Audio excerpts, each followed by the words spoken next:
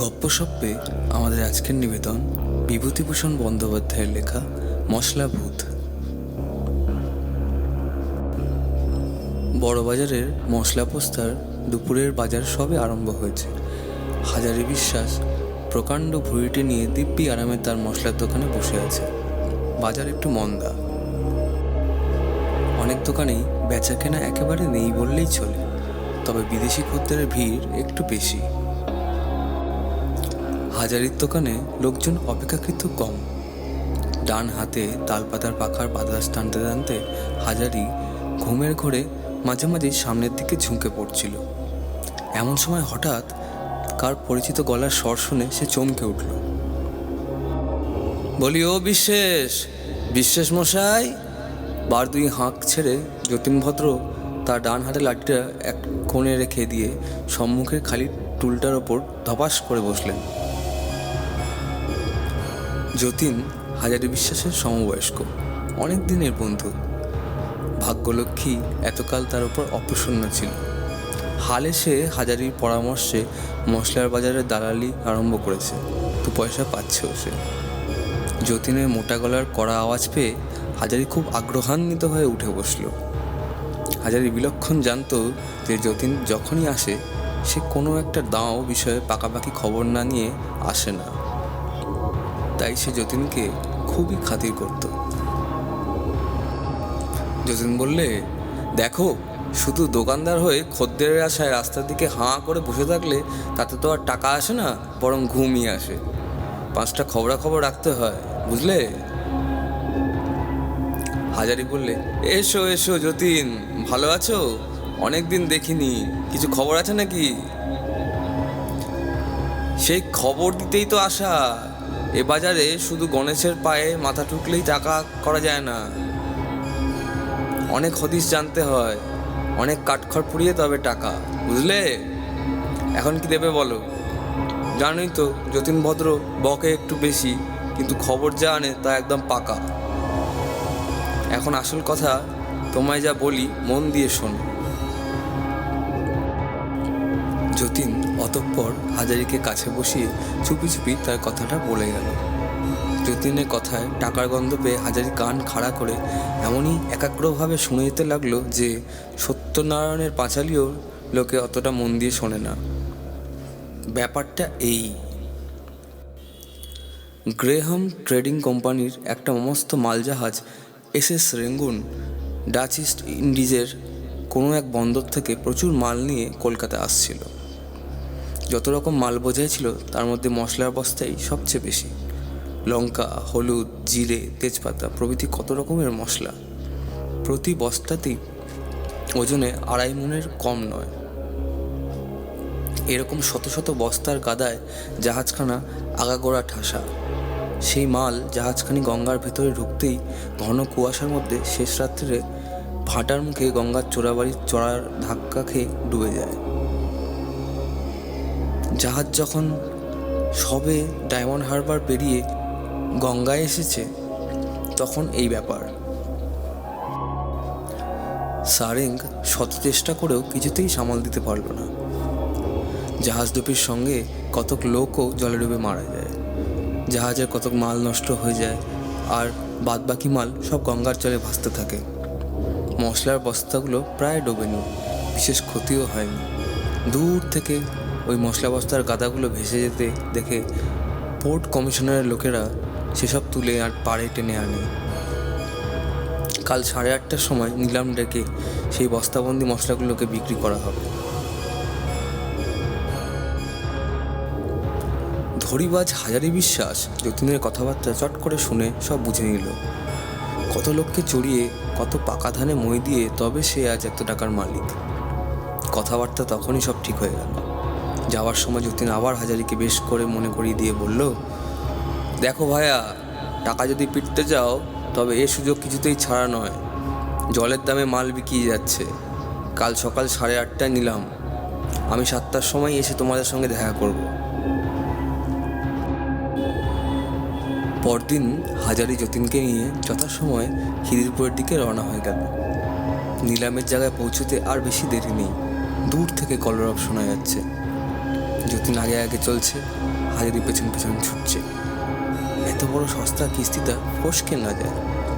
হাজারি যতীনকে বরাবর নিলামের কাছে বস্তাগুলি গুনতি করতে পাঠিয়ে দিয়েই নিজে শটান এক দৌড়ে সাহেবের কাছে গিয়ে মস্ত বড় এক সেলাম করলেন। সাহেবের সঙ্গে 2 মিনিট ফিসফাস করে কথাবার্তা বলে হাজারি ঊর্ধ্বশ্বাসে ছুটে এসে নিলামের ডাক বন্ধ করে দিলেন। যতীন বললে, কি খবর ভায়া, সুবিধা করতে পেরেছো তো? হাজারি খুব ব্যস্ত হয়ে বললে, পরে বলবো, কাজ আসিল। এখন কত বস্তা গুনলে বলো দেখি? 100 বস্তা গোনা হয়ে গেছে। বাস্তবিক উঁচু উঁচু গাদা করা মশলার বস্তাগুলোর দিকে চেয়ে হাজারির চোখ জুড়িয়ে গেল। সে যেদিকেই তাকায় দেখে যে অগন্তি বস্তা সারবন্দি থামের মতো রাস্তা জুড়ে দাঁড়িয়ে আছে। ওহ, এমন দাও জীবনে কারো ভাগ্যে একবার বই 2বার আসে না। এখন মশলা বস্তায় কোনো রকমে গুদামে এগুলোকে চালান দিতে পারলে হাঁপ ছেড়ে বাঁচে।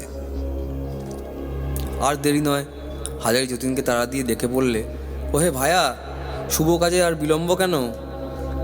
এখন লরি ডেকে তাড়াতাড়ি মাল বোঝাই করে পোস্তায় চালান দিয়ে দাও, আমি ততক্ষণ এগিয়ে যাই। একেবারে সব মাল লরিতে ধরল না। দ্বিতীয় ক্ষেপ বস্তা চাপিয়ে যতীন যখন পোস্তায় ফিরে গেল তখনও বিকেল আছে। সে এসে দেখে সবই অব্যবস্থা। রাশিকৃত বস্তার কাদা হাজারির দোকানের সামনে ফুটপাতে গড়াগড়ি খাচ্ছে। মাত্র 3টি লোক এতগুলো মাল তোলবার জন্য লাগানো হয়েছে। চতুর্দিকে লোকের মহাভিড়, হই হই ব্যাপার। এদিকে পুলিশে তাড়া দিচ্ছে, জলদি মাল হাঁটাও। হাজারি গিয়ে চেঁচাচ্ছে। সে যেন কিছুই গোছগাছ করে উঠতে পারছে না। কাণ্ড কারখানা দেখে যতীন নিজেই কোমর বেঁধে লেগে গেল। প্রাণান্ত পরিশ্রমের পর সন্ধ্যার পূর্বেই সব মাল তোলা হয়ে গেল। বস্তাগুলি পাশাপাশি সাজিয়ে দেখা গেল ঘরে আর কুলোয় না। তখন বস্তার ওপর বস্তা চাপিয়ে কড়িকাঠ পর্যন্ত মাল ঠাসা হলো। গম্বুজের মতো এক একটা ফুলো ফুলো বস্তা, আর বস্তাগুলো উঁচুই কি কম। এইভাবে বস্তা ভরাট করে মাথার ঘাম পায়ে ফেলে যতীন আর হাজারি যখন বাড়ি ফিরল তখন রাত 10টা। সে রাত্রে গুদামে তালা লাগিয়ে প্রতিদিনের মতোই হাজারির চাকর বাইরে শুয়ে রইল। শেষ রাত্রে মশলার গুদামে কি একটা শব্দ শুনতে পেয়ে আশেপাশে দোকানদারদের ঘুম ভেঙে গেল। তারা চোরের আশঙ্কা করে চাকরটাকে ডেকে তুলল। চাকরটা ব্যস্ত হয়ে আলো জ্বেলে বেশ পরখ করে এদিক ওদিক দেখতে লাগলো। কিন্তু চোর ঢুকলো ঘরে কি করে? গুদামের দরজার তালা তো বন্ধ, স্পষ্টই দেখা যাচ্ছে। খানিক বাদে আবার দুমদুম শব্দ।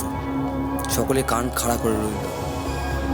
বেশ মনে হলো এবারকার শব্দটা যেন হাজারির মশলার গুদামের ভেতর থেকেই আসছে। অথচ ঘরের দরজানলা বন্ধ, বাইরে থেকে মোটে তালা দেওয়া। কি আশ্চর্য, চোর ভেতরে যাবেই বা কি করে? আর চোরটার যদি না এলো তবে শব্দও বা কে করে? মাঝে মাঝে মনে হতে লাগলো ঘরের ভেতর থেকে ঠেলে বেরিয়ে আসবার জন্য কারা ভেতর দরজায় ধাক্কা মারছে। শেষ রাতের বাকি সময়টা এভাবেই শব্দ শুনে কেটে গেল। আরও আশ্চর্য, ভোর হওয়ার সঙ্গে সঙ্গেই গুদামঘর থেকে শব্দ আস্তে আস্তে মিলিয়ে গেল। সে রাত্রি এই পর্যন্ত। পরদিন সকালে মশলাপট্টির দোকানদারদের মুখে মুখে রাষ্ট্র হয়ে গেল যে হাজারির দোকানে ভীষণ কাণ্ড, ভীষণ চুরি। আসলে সত্যি যা নয় তার 10 গুণ বাড়িয়ে দিয়ে মিথ্যে রটাতে লাগলো। ক্রমে কথাটা হাজারির কানে উঠল। হাজারি বিশ্বাস খবর পাওয়া মাত্র দৌড়ে এসে তালা খুলে গুদামে ঢুকে বস্তাগুলো দেখলো ঠিকই আছে, একটিও মাল বেহাত হয়নি। কি ব্যাপার? তখন সে ভাবলো কিছু নয়। তার মশলা বস্তাগুলো দেখে যাদের চোখ টাটিয়েছিল এ নিশ্চয়ই সেই বদমাশদের মিথ্যে কারসাজি। তারাই মজা দেখবার জন্য চুরির গুজব রটিয়েছে। কিন্তু হরের চাকরটাও যে বললে ভীষণ শব্দ শোনা যাচ্ছিল। এই শব্দ রহস্যটা হাজারি কিছুতেই কিনারা করতে পারল না। চোর যদি এসেই থাকবে তবে কিছু নিলেও না, উপরন্তু শব্দ করে জানান দিয়ে চলে গেল। এ কি ব্যাপার? তবে কি তাকে ভয় দেখাবার জন্যই রাত্রিবেলা দুর্বৃত্তেরা এইসব আয়োজন করছে? 7-5 ভেবে হাজারি সেদিনকার মতো কথাটা চেপে গেল। ভাবলে আজ রাতে আর বাড়ি না গিয়ে নিজেই দোকান পাহারা দেবে। করলেও তাই। রাত্রে ঘুমোবার আগে হাজারি বেশ করে চাকরটাকে নিয়ে গুদামের ওপর থেকে আরম্ভ করে নিচ অব্দি পাতি পাতি প্রত্যেকটি বস্তার কাদা দেখতে লাগলো। তারপর ভিতর থেকে জানলাটা খুলে দিয়ে ঘরে তালা লাগিয়ে দিল। তবে আজ একটা নয়, হাউসের 4 লিভারে 2টো মস্ত ভারী তালা লাগিয়ে দিল। হাজারি চাকরটাকে নিয়ে ঘরের সামনে শুয়ে নানা কথাবার্তার পর যখন ঘুমিয়ে পড়ল, তখন রাত দুপুর। শেষ রাত্রের দিকে একটা শব্দ হতেই হাজারি ঘুম ভেঙে গেল। হরের চাকরটা আগেই একটা শব্দ শুনতে পেয়েছিল। গত রাত্রের ব্যাপারও তার বেশ মনে আছে। তাই সে নিজে আর কোনো কথা না বলে চুপ করেই পড়েছিল। কিন্তু খানিক বাদেই ও আবার কিসের শব্দ, ধপাস, ধুপ, ধুম, দুম, দাম। ঘরের ভেতর বস্তায় বস্তায় কি যেন ভীষণ ধস্তাধস্তি, যেন দৈত্য দানব লড়াই বেঁধেছে। হরে আর হাজারি তখন ধর্মর করে এক লাফে বিছানা ছেড়ে আলো জ্বালিয়ে দেখতে লাগলো তালা ঠিক আছে কিনা। তালা দুটো ঠিকই আছে। হাজারি জানলার ফাঁকে চোখ তাকিয়ে দেখতে পেল 2টো প্রকাণ্ড বস্তা ঘরের ভিতর থেকে দরজায় ঢু মারছে। ভয়ে হাজারির চোখ দুটো ডাগর হয়ে উঠল। বস্তা জীবন্ত হয়ে উঠল নাকি? না, সে চোখে ভুল দেখছে না তো? না, নাকি অনিদ্রায় আর দুর্ভাবনায় তার মাথার ঠিক নেই? হাজারি ভয়ে ভয়ে খানিক চোখ বুজে রইল। হাজারির চোখ যখন খুললে তখন ভোরের আলো জানলা গড়ার দিয়ে ঘরের স্পষ্ট দেখা গিয়েছে। সঙ্গে সঙ্গে শব্দ টব্দও থেমে গিয়েছে। হরে অমনি বলে উঠল, বাবু, সেদিনও দেখেছি ভোর হতেই শব্দ থেমে যায়। হাজারি আর দ্বিরুক্তি না করে তালা খুলে ঘরে ঢুকে দেখলে কোথাও কিচ্ছু নেই, মালপত্র ঠিকই আছে। তবে কালকের থেকে আজ তফাৎ এই যে বস্তাগুলো যেটি যে জায়গায় দাঁড় করানো ছিল সেটি ঠিক সেখানে নেই। প্রত্যেক বস্তা যেন সরে সরে তফাৎ হয়ে গেছে। একটা বস্তা আরেকটার ঘাড়ে কাত হয়ে পড়েছে। বিশেষ করে পেছন দিকের বস্তাগুলো হান্ডুল বান্ডুল অবস্থায় পড়ে রয়েছে। হাজারি মহাভাবনায় পড়ে গেল। চোরই যদি হয় তবে শব্দের সৃষ্টিপাত কেন? আর চোর ঢোকেই বা কোথা থেকে, আর বেরোই বা যায় কেমন করে? অসম্ভব। তবে কি জাহাজ ডুবির লোকগুলো ডুবে মরে ভূত হয়ে মশলা বস্তায় যে যার মতো ঢুকে বসে আছে? লাটের মাল কিনে 2 রাত্রি তো এভাবেই কাটল। আজ 3য় রাত্রি। হাজারির রোগ অসম্ভব বেড়ে গেছে। সে মরিয়া হয়ে 2জন লোক নিয়ে সারা রাত্রি গুদামের বাইরে জেগে বসে রইল। হাতের কাছে যাকেই সে পাবে কিছুতেই আজ আর তাকে আস্ত রাখবে না। তার এই অভীষ্ট সিদ্ধি করার জন্য দিনমানেই সে ঘুমিয়ে নিয়েছে, পাছে রাত্রে ঘুমিয়ে পড়ে। টং টং টং টং। পাশের ঘরে ঘড়িতে 4টে বেজে গেল। হাজারির চোখের পাতা পড়ে না। সে ঠায় জেগে আছে, কোথাও কিচ্ছু নেই। কিন্তু হঠাৎ একই কাণ্ড! শত শত লোক একত্র খুব দম নিয়ে নিঃশ্বাস টেনে ছেড়ে দিলে যেমন একটা ঝড়ের মতো সাঁই সাঁই করে শব্দ হয়, অবিকল অমনি একটা শব্দ শোনা গেল। হাজারি আলো জ্বালিয়ে দিয়ে এক লাফে দাঁড়িয়ে উঠল। দরজার দোরগোড়ায় যে 2টো লোক শুয়েছিল হাজারি চট করে তাদের জাগিয়ে দিয়ে বলল, তোরা শিগগির দরজার পেছনটায় দৌড়ে গিয়ে দেখ দেখি চোরেরা সেখানে কোনো শীত কেটেছে নাকি। তারপর হাজারি গুদামে তালা খুলে ফেলল। কিসের শীত আর কোথায় বা চোর? বস্তাগুলো যেসব হাই ছেড়ে সারবন্দি হয়ে দাঁড়াতে লাগলো। হরের চাকরটা ভয়ের সুরে বলল, বাবু, এদিকে চেয়ে দেখুন। হাজারি 2 চোখ বিস্ফোরিত করে চেয়ে বললে, বলে কি, আমার মশলার বস্তারা নাচছে? চাকর 2জন এ দৃশ্য দেখেই ভয়ে সে চম্পট। তখন এক অদ্ভুত কাণ্ড। বস্তাগুলো সব একটির পর একটি ঠক ঠক করে ঠিকরে রাস্তায় বেরিয়ে পড়ল। সৈন্ধব লবণী প্রকাণ্ড জাদরেল গোছের বস্তা দুটো সর্বাগ্রে বেরিয়ে পড়েই শটান গঙ্গার দিকে দে ছুট। অন্য বস্তাগুলো সব সারি দিয়ে ফুটপাতে দাঁড়িয়ে ধিনিক ধিনিক করে খানিকটা নিচে নিয়ে তারপর সামনে লাফিয়ে মার্চ করে স্ট্যান্ড রোডে ট্রামের রাস্তা ছাড়িয়ে চলতে লাগলো।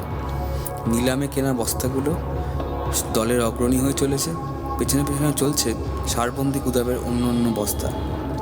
এইভাবে হাজারির মশলার গুদাম উজাড় হয়ে গেল।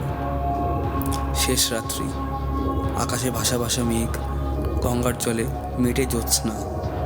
হাজারি বিশ্বাস একা দাঁড়িয়ে। এ কি সত্যি নাকি স্বপ্ন?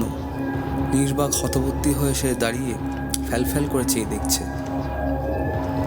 লোক ডেকে চেঁচিয়ে উঠবে সে শক্তিও তার লুপ্ত। সারবন্দি মশলার বস্তাগুলো গঙ্গার ধারে পৌঁছল এবং গঙ্গার উঁচু বাঁধানো বস্তার ওপর থেকে ধপাস ধপাস করে নিচে গঙ্গার জলে দিল ডুব। এইভাবে পরপর সমস্ত বস্তা একে একে গঙ্গার জলে ঝাঁপিয়ে পড়তে লাগলো। এবারেও আগে ডুবলো নিলামের বস্তাগুলো, তারপর গুদামের অন্য অন্য বস্তা। এক রাত্রির মধ্যে হাজারি বিলক্ষণ নিঃস্ব হয়ে গেল। এই ঘটনা শোনার পর হাজারির প্রতিবেশী দোকানদারেরা সকলেই বিজ্ঞের মতো ঘাড় নেড়ে এক বাক্যে বললে, আমরা অনেক আগেই জানতুম ভরা অমাবস্যায় জাহাজ ডুবি, আর সেই লাটের মাল কিনলে কিপটে হাজারি বিশ্বাস। ভাগ্যিস বুদ্ধি করে আমরা ঘেঁষিনি, এ মাল কিনলে আমাদেরও কি রক্ষা থাকতো।